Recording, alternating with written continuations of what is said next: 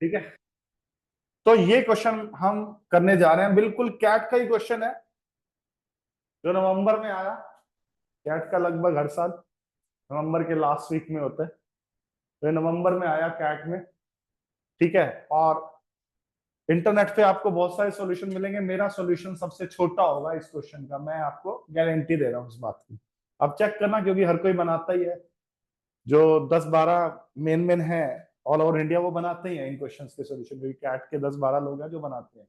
तो आप देखोगे जो मेरा सॉल्यूशन होगा उन 10-12 सॉल्यूशंस में सबसे छोटा रहेगा, क्योंकि आपको मेरी रेशियो की ट्रिक्स या परसेंटेज की ट्रिक्स बहुत अच्छे से आती हैं। तो ट्राई करते हैं, आइए आपके सामने ही करते हैं। क्या कह रहे हैं, in a company 20% of the employ work in manufacturing department. तो एक है मैन्युफैक्चरिंग डिपार्टमेंट, दूसरा कौन सा हुआ बच्चों, नॉन मैन्युफैक्चरिंग डिपार्टमेंट।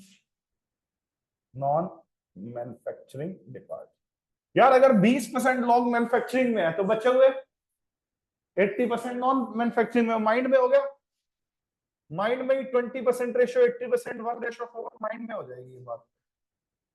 ये नंबर ऑफ पीपल का रेशियो है, ये किसका रेशियो है बच्चों, हाँ वर्कर्स का रेशियो है, पीपल का रेशियो है, एम्प्लॉइज का रेशियो। मैं ये मैं लिख के दिखा रहा हूँ, ये चीज माइंड में हो सकती थी आपकी।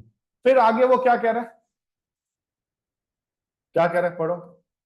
If the total salary obtained by all the manufacturing employee in is 1/6 of the total salary obtained by all the employees।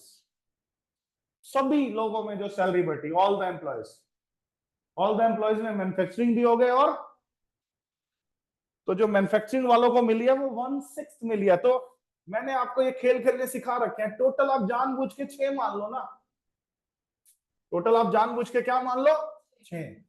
उस 6 में से एक किस 1/6, 6 का 1/6 1 ही होता है, एक किसको मिली, तो 5 किसको बटी बची। यहां पे मैं आपकी स्पीड बढ़वाता हूं, अब जितने सॉल्यूशन है इंटरनेट पे चेक करना, let the total salary be Y, फिर मैन्युफैक्चरिंग वालों को कितनी मिली y/6, बची हुई 5y/6, बना तो वही 1:5 यार, इतना टाइम क्यों वेस्ट करना हमें। ठीक है, आगे समझ। अब मैन्युफैक्चरिंग में रेशियो में एक बंदा है और टोटल सैलरी भी कितनी बटी है, एक, तो हर एक के हिस्से में कितनी आएगी 1/1, 1 डिवाइडेड बाय, और नॉन मैन्युफैक्चरिंग में टोटल सैलरी 5 बटी है और बंदे कितने थे रेशियो में 4, 5/4, 1:5/4, क्रॉस मल्टीप्लाई करना सिखा रखा है मैंने आपको। तो ये आपने एक कैट लेवल का क्वेश्चन बड़ी जल्दी कर दिया।